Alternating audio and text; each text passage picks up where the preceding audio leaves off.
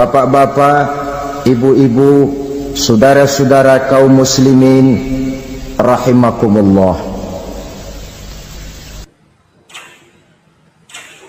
Di dalam kehidupan kita sebagai seorang muslim, minimal 5 kali dalam sehari semalam kita mendengar seruan untuk mendirikan solat yang disebut azan. Ada kalimat menarik di dalam kalimat azan itu, yakni seruan hayya 'alal falah, marilah menuju kepada keberuntungan, marilah meraih kemenangan. Seruan ini adalah kecenderungan dari setiap manusia, apapun warna kulitnya. Artinya, setiap orang dalam hidup selalu ingin meraih dan mencari kemenangan.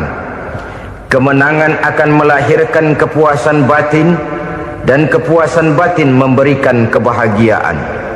Sedangkan kekalahan melahirkan penderitaan batin, dan penderitaan batin menjerumuskan seseorang di dalam berbagai bentuk kerugian. Jikalau inilah seruan azan, maka masalahnya ialah apa yang menyebabkan kita meraih kemenangan. Al-Quranul Karim memberikan tuntunan dan ajaran kepada kita bahwa orang-orang yang memperoleh kemenangan itu tidak lain adalah orang-orang yang bertakwa. Hanyalah mereka yang bertakwa kepada Allah Subhanahu wa ta'ala pada akhirnya akan tampil sebagai pemenang. Lalu siapa orang yang bertakwa itu? Dijelaskan dalam awal-awal Al-Baqarah, orang yang bertakwa yang akan meraih kemenangan. Pertama, alladzina yu'minuna bil ghaib, yaitu orang-orang yang beriman kepada yang gaib, percaya bahwa ada alam yang gaib, alam yang abstrak, alam yang tidak bisa dijangkau oleh salah satu daripada panca indera kita. Mereka percaya dan beriman kepada adanya malaikat, beriman kepada adanya iblis dan jin, beriman kepada adanya alam kubur, beriman kepada adanya alam mahsyar, beriman kepada adanya alam akhirat, beriman kepada adanya surga dan neraka. Beriman bukan cuma sekedar beriman dalam ucapan bibir saja, tetapi beriman yang nilai iman itu mampu mewarnai gerak dan gaya hidupnya. Iman yang meresap sampai ke tulang sumsum, kemudian memberikan dampak positif di dalam kehidupan manusia. Alam, kita tahu, adalah sesuatu yang selain Allah, dan Allah bukanlah alam. Apapun namanya selain daripada Allah, itu adalah alam. Alam pada hakikatnya terbagi menjadi dua. Ada alam syahadah, alam nyata, alam konkret, alam yang bisa dijangkau oleh salah satu indera kita. Kemudian ada alam ghaib, alam yang tidak bisa dijangkau oleh panca indera kita, alam metafisika, alam abstrak, alam yang wajib kita imani keberadaannya. Kita percaya bahwa malaikat itu ada, kita percaya kepada jin, bahwa jin itu ada, kita percaya kepada adanya iblis dan setan. Bukan percaya kepada iblis dan setannya, percaya bahwa iblis dan setan itu ada. Itu termasuk salah satu daripada sifat orang yang bertakwa kepada Allah. Saudara-saudara kaum muslimin rahimakumullah, kecenderungan pembangunan yang lebih bersifat materialistis biasanya menggeser aspek kehidupan rohani. Orang berpikir empiri, dan dalam pola pikir yang demikian maka alam gaib tidak lagi mendapat perhatian. Aspek kehidupan yang bersifat rohaniah malah mulai ditinggalkan. Akibatnya terjadilah kepincangan di dalam kehidupan kita. Pernah ada satu pengalaman pribadi dalam perjalanan kembali ke tanah air. Dalam pesawat di sebelah kanan saya duduklah seorang Jerman namanya Heiner Simonsen. Iseng saya ajak kenalan, saya ajak ngobrol, saya tanya dia. Saya bilang, Mas Heiner ini, kalau pesawat yang kita tumpangi ini jatuh ke bawah, kira-kira apa yang bakal terjadi, Mas? Dia bilang, kita semua akan mati. Begitu? Iya. Oke. Apa itu mati? Tanya saya. Dia bilang, untuk tahu apa itu mati, kita harus tahu lebih dahulu apa itu hidup. Saya pikir nih bule bisa ngomong juga. Baiklah, kata saya. Apa hidup menurut Anda itu? Oh, hidup itu dia bilang, kalau seluruh anggota badan kita bekerja secara normal, paru-paru memompa darah secara normal, jantung berdetak secara normal, sel-sel tubuh bekerja secara fit, dan organisme tubuh hanya mau bekerja secara normal, dia bilang, kalau kita memberi makan yang cukup, menu yang teratur, dan gizi yang lengkap. Saya bilang, kesimpulannya apa, Ner? Dia jawab, hidup adalah dari tangan ke mulut. Life is from the hand to the mouth, kata dia. Hidup adalah dari tangan ke mulut. Jadi masalah hidup tidak lebih daripada masalah isi perut. Orang pergi pagi, pulang sore, peras keringat, banting tulang, perut yang dibelain. Saya bilang, you are wrong. Sampean salah, Ner. Kamu orang Islam bukan? Bukan. Pantas. Kenapa saya salah? Dia bilang, ya jelas salah. Salahnya di mana? Kamu ini manusia. Kalau hidup cuma dari tangan ke mulut, saya bilang, kambing di kampung saya juga begitu pikirannya, Ner.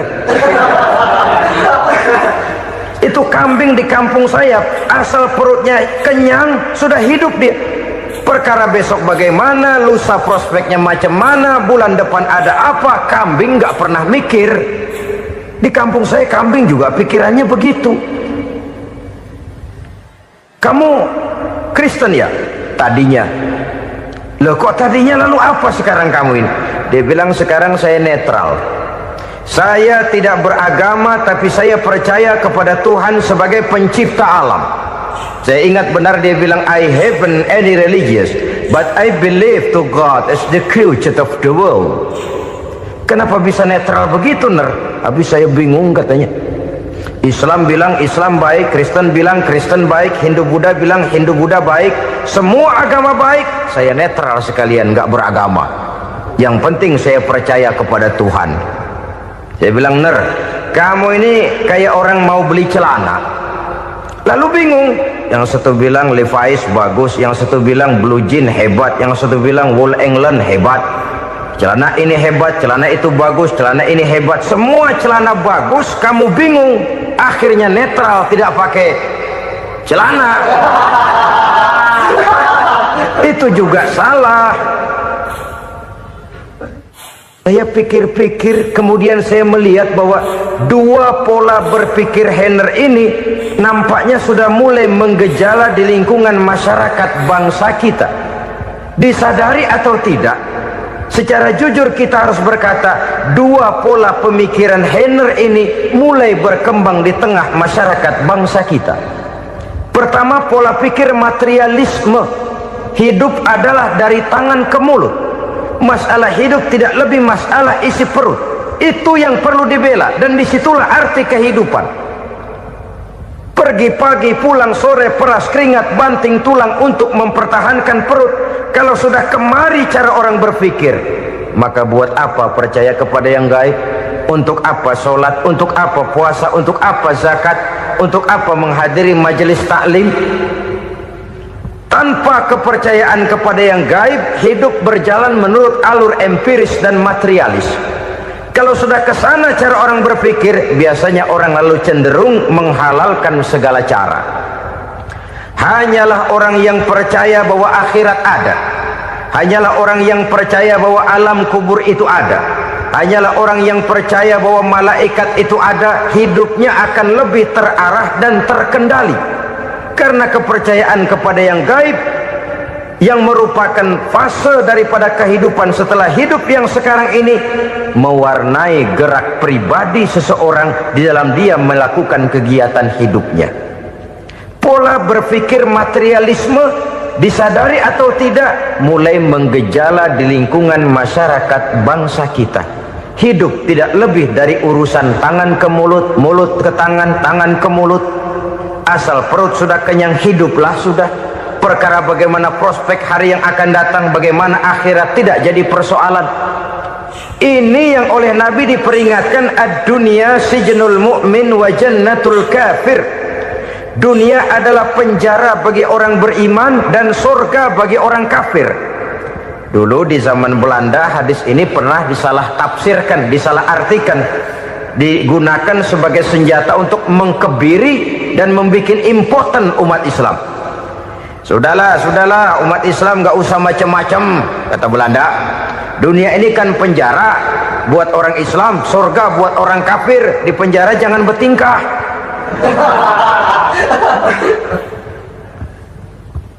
Pengertiannya tidak begitu.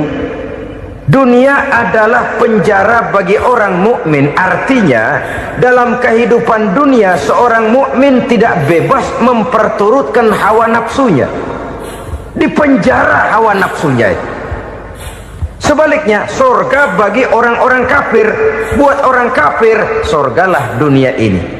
Mereka bebas memperturutkan hawa nafsunya, dilarang tidak terlarang, dicegah pun tidak tercegah. Mereka hidup menurut alur bisikan nafsu mereka sendiri. Kemudian bila ajal datang, maut merenggut nyawa, selesailah surganya sampai di situ. Maka bagi orang-orang yang tidak percaya kepada adanya akhirat, kepada adanya alam gaib, surganya sebatas umurnya. Sekali lagi, surganya sebatas umurnya. Bila umur selesai, ajal pun datang merenggut nyawa, selesailah sudah surganya sampai di situ. Alangkah pendeknya perjalanan orang-orang yang tidak percaya kepada alam gaib ini. Bagi kita mukmin, jikalau kita mampu memenjarakan hawa nafsu, kita bisa bahagia di dunia ini. Dan Islam memang tidak menyuruh kita sengsara di dunia. Raih dunia, kejar dunia, gapai dunia sebagai alat untuk mencapai kebahagiaan di akhirat nanti. Hidup adalah satu perjalanan panjang yang terbentang sejak kita terlahir dari alam rahim sampai kepada alam akhirat nanti. Andai kata kita gagal meraih kebahagiaan di dunia, toh kita masih punya akhirat. Tapi jangan jadi dalil yang melemahkan semangat. Biarin dah kita di dunia kebelangsak, yang penting akhirat. Akhirnya dunia benar-benar kebelangsak. Bagaimana dunia ini bisa kita raih, dan bagaimana meraih dunia untuk menunjang kepentingan akhirat nanti. Yang kedua, dari pikiran Heiner yang saya lihat menggejala di lingkungan masyarakat bangsa kita, timbulnya manusia-manusia netral. Seolah-olah Tuhan yes, agama no. Sama Tuhan percaya, agama ogah. Tuhan ngangguk, giliran agama godeng. Padahal hampir dalam setiap ayat dalam Quran, kata-kata amanu biasanya bergandeng dengan wa amilus sholihat. Iman dan amal soleh. Ini sebagai isyarat Tuhan dan agama jangan pernah dipisah-pisah. Apabila kita bertuhan, maka kita harus beragama. Apabila kita beragama, maka agama itu harus bersumberkan dari Tuhan yang kita imani itu. Tidak mungkin kita pisah, Tuhan yes, agama no. Sama Tuhan percaya tapi agama bikin sendiri. Sembayangnya cukup bengong 2 jam madep mulon.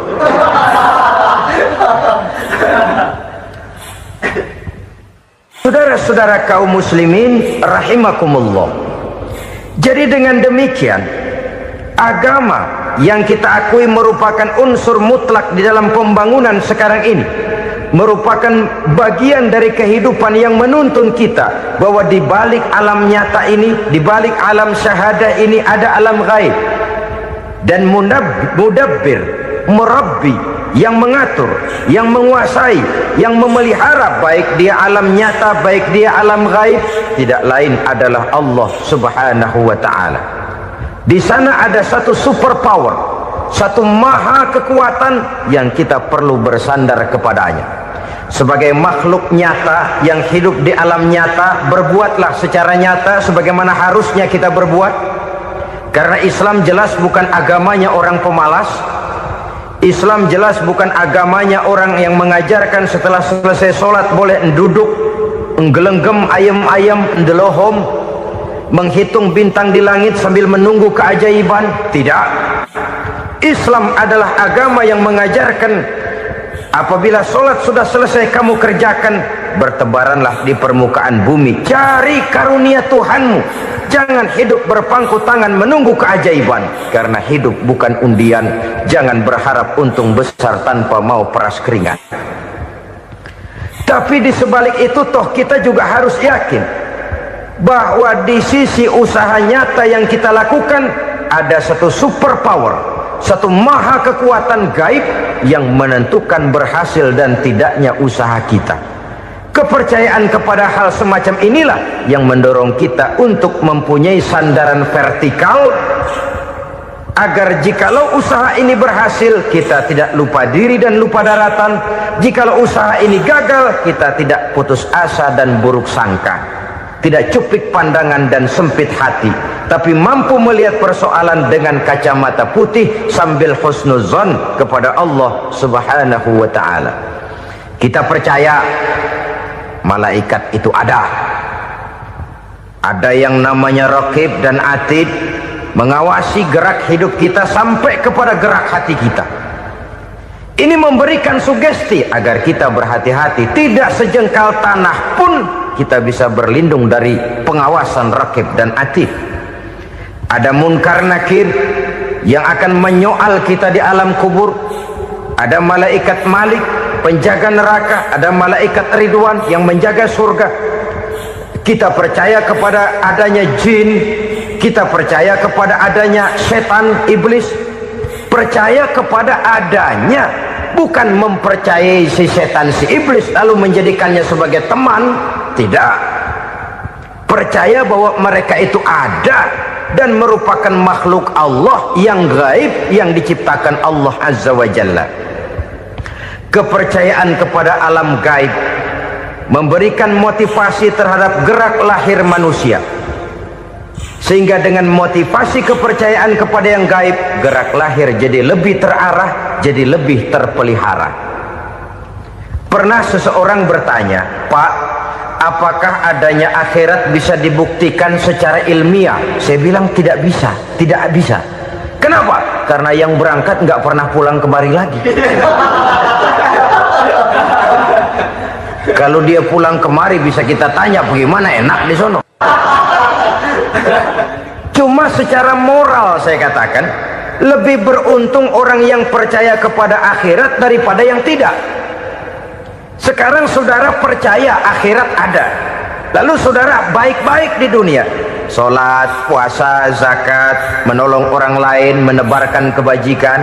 Saudara mati, andai kata akhirat tidak ada, toh dalam hidup saudara sudah berbuat baik, paling tidak nama saudara akan dikenang sebagai orang baik. Sebaliknya, saudara percaya, kata saya, bahwa akhirat tidak ada, lalu hidup semau-maunya, tenggelam dalam maksiat dan munkarat, menentang Allah, tidak mau ruku dan sujud, lalu saudara mati, kemudian akhirat ada, ayo mau apa? Bekal tidak punya. Jadi secara moral lebih beruntung orang yang percaya kepada adanya akhirat daripada yang tidak percaya. Dan itu alam gaib yang tidak bisa dibuktikan secara eksat. Jangankan untuk membuktikan seperti itu, dalam kehidupan sehari-hari saja yang kita rasakan tidak selalu berbentuk toh. Angin, bagaimana sih bentuknya angin? Kita tidak tahu. Merah, artinya kalau dikerok merah. Yang merah itu kulit, yang kulit kita bukan anginnya. Sakit, rasa sakit itu ada, tapi bagaimana bentuk sakit kita nggak pernah tahu. Kalau kita makan cabai pedas, bagaimana bentuk pedas itu tidak ada, tapi rasa ada. Bentuk pedas hijau, cabenya bukan pedasnya. Tidak semua yang kita rasakan bisa kita gambarkan dalam bentuk yang konkret. Oleh karena itu, sekali lagi bahwa kepercayaan kepada alam yang gaib mampu memberikan satu sugesti yang menata kehidupan seseorang lebih lurus, lebih terarah, dan lebih terkendali. Maka wajar kalau kepercayaan kepada yang gaib mengantarkan seseorang untuk meraih kemenangan. Kenapa? Dia percaya kepada yang gaib, bahwa akhirat ada, bahwa alam kubur ada, bahwa pertanggungan jawab itu ada. Maka dia lalu tidak hidup saenae udele dewe, gitu loh. Tidak hidup menurut seleranya sendiri, terarah, teratur. Ini cirinya yang pertama. Orang bertakwa yang akan meraih kemenangan, mereka beriman, mereka percaya kepada yang gaib. Bahkan hal-hal konkret saja selalu berangkat dari yang gaib. Saudara-saudara, para remaja, para pemuda sekarang ini tidak pernah tahu toh siapa yang akan jadi teman hidup saudara. Kita bisa saja ngerancang, mentargetkan, tapi toh akhirnya yang namanya jodoh bukan kekuasaan kita. Rezeki di luar kemampuan kita. Begitu juga ajal, maut, jodoh, ajal adalah contoh-contoh konkret bahwa pada akhirnya yang gaiblah yang menentukan.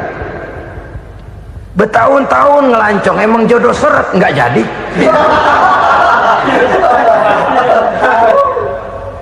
Begitu kenal baru setengah malam nginep ditangkap hansip kan. Hal-hal semacam itu kadang-kadang kita berpikir suuzon, gilet, perempuannya cakep banget, lakinya rebek amat. Memang begitulah jodohnya. Memang begitulah jodohnya. Saudara hadirin ma'asyiral muslimin yang saya hormati, jadi hal-hal yang konkret saja kita yakini sepenuhnya ditentukan oleh satu superpower yang gaib itu tadi. Dari sanalah segala ketentuan itu berangkat dan kesanalah segalanya akan kembali. Maka kepercayaan kepada yang gaib meluruskan gerak hidup seseorang dan itu akan mengantarkan dia kepada meraih kemenangan. Satu. Yang kedua, wa yuqimuna shalah. Orang bertakwa yang akan meraih kemenangan itu adalah orang-orang yang mendirikan sholat. Kenapa sholat mengantarkan orang untuk meraih kemenangan? Yang jelas, inna sholata tanha anil fahsya'i wal munkar. Sholat mampu mencegah manusia dari perbuatan keji dan munkar. Banyak filsafat hidup yang terkandung di dalam sholat ini. Sejak kita wudhu sampai kita menghadap ke arah kiblat, sampai kita melakukan gerak-gerak sholat, bacaan-bacaan yang ada di dalam sholat, lalu sampai kepada mengucapkan salam. Banyak filsafat hidup yang terkandung di dalam sholat. Umpamanya saja, setelah takbiratul ihram mulai kita dengan sholat dalam posisi berdiri, diajarkan dalam kitab-kitab fikih agar kita melihat ke arah tempat sujud. Ini kan filsafat kehidupan. Kalau kamu sholat dalam posisi berdiri, lihat tempat sujud. Jangan sholat mata jelalatan, sebab nanti bisa mengurangi kekhusyuan. Jadi wajar kalau yang dikatakan bahwa yang paling afdol adalah shaf yang di depan. Kenapa? Secara harfiah pengertiannya akan lebih mengundang kekhusyuan. Kenapa? Kalau kita di shaf paling depan di masjid umpamanya paling banter kita lihat tembok. Tapi kalau kita shaf di tengah atau di belakang, orang-orang di depan kita pun akan kelihatan. Yang bajunya loreng, yang bajunya genggang, yang bajunya macam-macam. Kita lihat, kadang-kadang kita pikirin, ada yang bajunya bolong. Kita sholat tapi dalam hati, nih orang bajunya robek yang nggak tahu apa. Ada saja hal-hal yang mengusik kekhusyuan kita. Oleh sebab itu diajarkan dalam posisi berdiri, lihat, arahkan pandangan matamu kepada tempat sujud. Ini kan filsafat kehidupan. Maksudnya apa? Kalau lagi diri lihat dong tempat sujud, kalau udah di atas ingat dong sama yang bawah, kalau sudah tinggi ingat dong dari mana kamu berangkat, kalau sudah berkuasa bantu dong yang lemah, kalau sudah kaya santuni dong yang miskin, kalau sudah alim bimbing dong yang awam. Ini filsafat kehidupan. Dalam posisi berdiri kau lihat tempat sujud. Ini akan melahirkan kepekaan sosial di mana seseorang mau tahu kepada orang lainnya. Bagaimanapun kaya kita, tinggi pangkat dan jabatan kita, jikalau hidup hanya untuk kepentingan perut sendiri saja, rasanya belum membawa manfaat di dalam kehidupan kita. Tapi efek yang tertinggi sesungguhnya, solat mencegah manusia dari perbuatan keji dan munkar. Perbuatan keji dan munkar walaupun kelihatannya mendatangkan uang, membawa keuntungan, tapi itu keuntungan semu, keuntungan sementara. Dengan menipu orang lain kita bisa dapat untung, tapi tidak membawa berkah, dan itu adalah kerugian besar dalam kehidupan kita. Maka untuk meraih kemenangan harus dimulai dengan membentuk kepribadian yang tegar, memiliki sandaran vertikal yang langsung kepada Allah Subhanahu wa ta'ala, dan itu hanya bisa kita tempuh melalui jalur ibadah formal yang sudah ditentukan Allah, yakni solat yang 5 waktu. Untuk memperkuat itu ada solat-solat sunnah, rawatib, nawafil sebagai terminal-terminal kontrol cadangan untuk memelihara stabilitas temperatur batin di dalam kita berhubungan dengan zat yang maha gaib, yaitu Allah Subhanahu wa ta'ala. Orang sering bertanya, Pak, itu tetangga saya nggak sholat, duitnya nggak habis-habis, Pak. Nggak sholat tapi mobilnya tambah terus, nggak sholat tapi usahanya makin maju. Tapi di sisi lain ada orang yang rajin sholat, rezekinya butak bener, anaknya mana kurus mana korengan. Saudara hadirin ma'asyiral muslimin rahimakumullah, harus saya katakan bahwa solat memang bukan untuk cari duit. Solat adalah sandaran vertikal kita kepada Allah. Sedangkan soal rezeki itu berkaitan dengan sifat Allah maha pengasih dan maha penyayang. Allah maha pengasih, siapapun dikasih kalau mau usaha. Allah maha penyayang, tidak semua orang disayang oleh Allah Azza wa Jalla. Dan belum tentu banyak harta itu merupakan nikmat, mungkin juga istidraj. Artinya istidraj itu dikasih tapi diambulin, kalau bahasa Betawinya itu. Dikasih tapi diambulin, itu bukan merupakan nikmat sesungguhnya, lebih merupakan azab dari Allah Subhanahu wa ta'ala.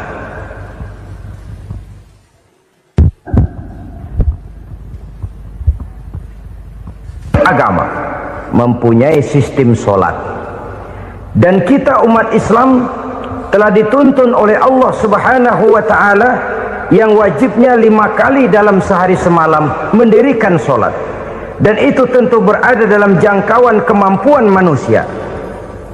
Pada awalnya barangkali kita memang merasa solat itu satu kewajiban, tapi semakin kita hayati makna, manfaat dan filsafat yang terkandung di dalam ajaran solat, semakin sampai kita kepada keyakinan bahwa solat adalah keperluan kita. Sehingga pada waktu tertentu dinilai puncaknya, kita tidak lagi akan berkata saya wajib sholat, tapi kita akan berkata saya perlu sholat. Kalau kita sudah merasakan itu adalah keperluan kita, nah di sanalah kita baru akan merasakan ruginya kalau hal itu tidak kita laksanakan.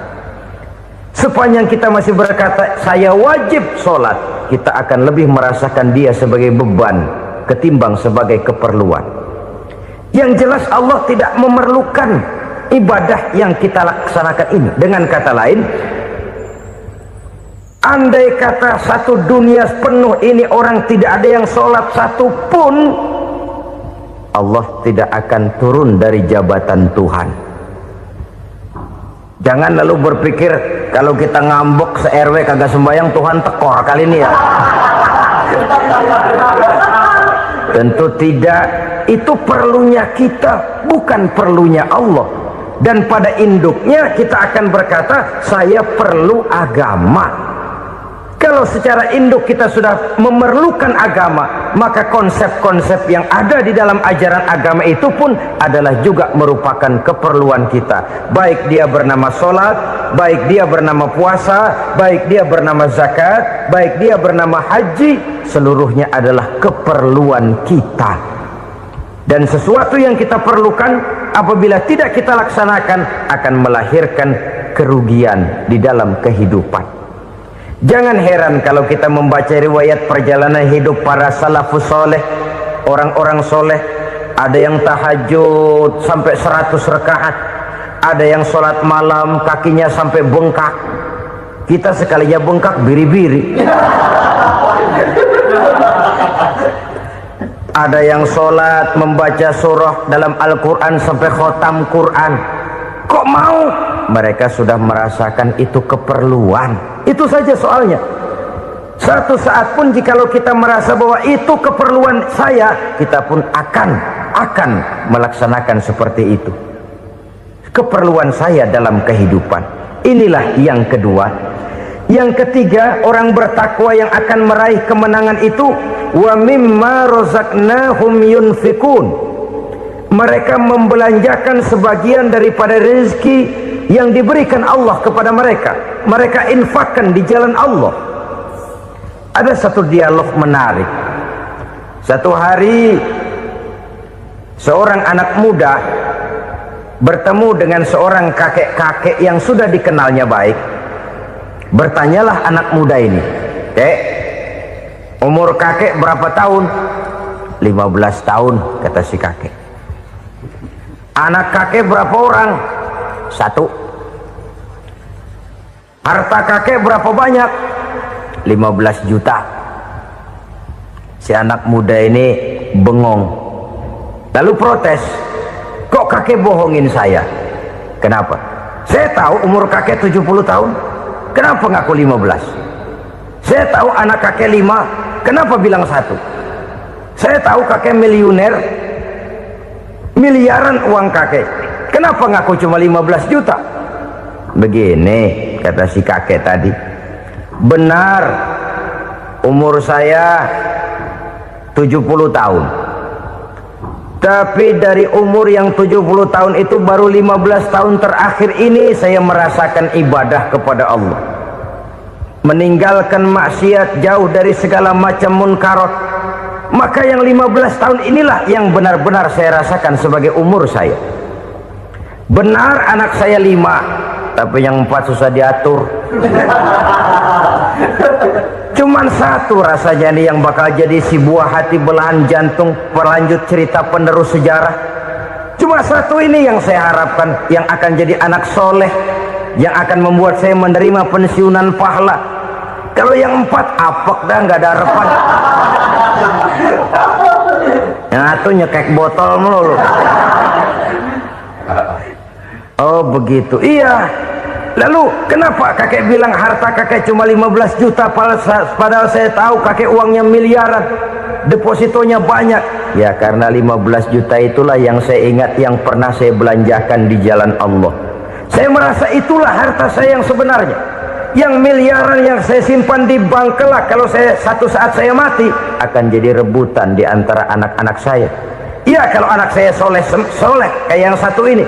Kalau yang 4 tadi udah tulen dia bakal berantem dah berebut tuh. Jadi 15 juta yang saya belanjakan di jalan Allah inilah yang saya merasakan benar-benar harta saya yang sesungguhnya. Dialog ini patut menjadi bahan renungan kita bersama. Diberikan kita umur 40, 50, 60, 70, 80. Berapa tahun dari umur yang diberikan itu yang jalan mulus, yang kita gunakan untuk melaksanakan ibadah? Banyak harta kita simpan di bank, di lemari, di dompet, di tas. Tapi berapa yang sudah kita depositokan di jalan Allah yang akan menemani kita di hari kita kembali nanti?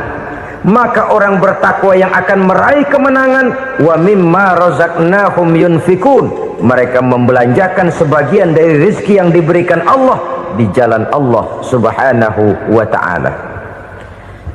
Ma'asyiral muslimin rahimakumullah, zahirnya memang kita memberikan kepada orang lain, tapi hakikatnya kita menyimpan untuk diri kita sendiri.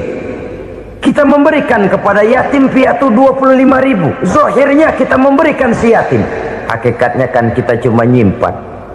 Saya berikan, titip kepadamu, ini untuk saya di akhirat. Kau boleh belikan baju, kau boleh belikan untukmu makan, kau boleh bayarkan sekolahmu, ini untuk saya. Hakikatnya kita nyumbang masjid 1 juta, zahirnya kita berikan kepada panitia masjid, tapi hakikatnya kan cuma titip 1 juta ya, untuk saya di alam kubur nanti. Silahkan kau boleh belikan semen, ini uang, belikan besi, belikan pasir, saya cuma sekedar titip untuk kepentingan saya. Hakikatnya kita cuma sekedar menitip. Sebagaimanapun pada hakikatnya, apapun yang kita miliki dalam kehidupan kan cuma sekedar hak guna pakai, bukan hak milik mutlak. Harta kita, rumah kita, kendaraan kita, kebun kita, pabrik kita, hak guna pakai saja. Hak milik mutlak cuma untuk Allah subhanahu wa ta'ala. Saudara-saudara kaum muslimin rahimakumullah, ini yang ketiga. Kemudian yang keempat, orang-orang bertakwa yang akan meraih kemenangan, allazina yu'minuna bima unzila ilaika, mereka yang beriman, mereka yang percaya kepada apa yang telah diturunkan kepadamu Muhammad, ay Al-Quran, yakni Al-Quranul Karim.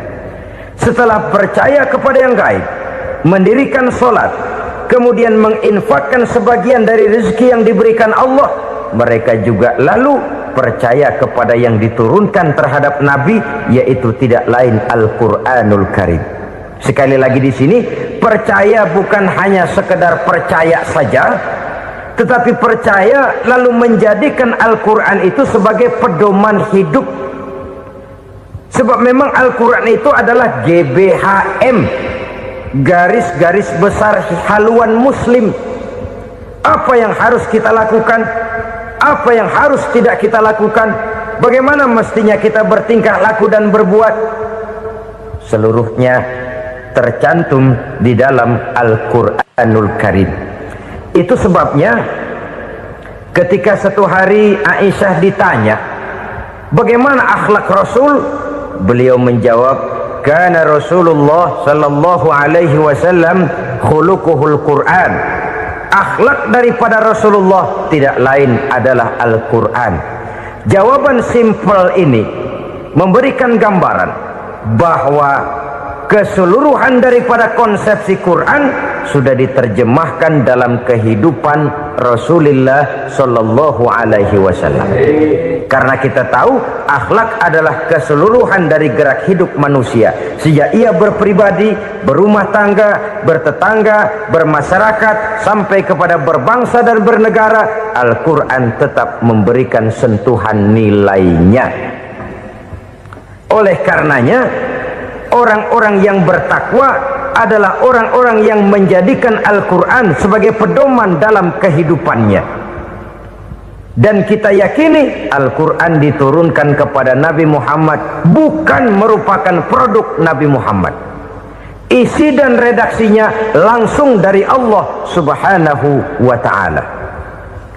Kemudian cirinya yang kelima, orang bertakwa yang akan meraih kemenangan itu, wa ma unzila min qablika, tidak hanya sekedar percaya kepada yang diturunkan terhadap Nabi Muhammad yaitu Al-Quran, mereka juga percaya kepada apa yang pernah diturunkan kepada para nabi, kepada para rasul sebelum Nabi Muhammad.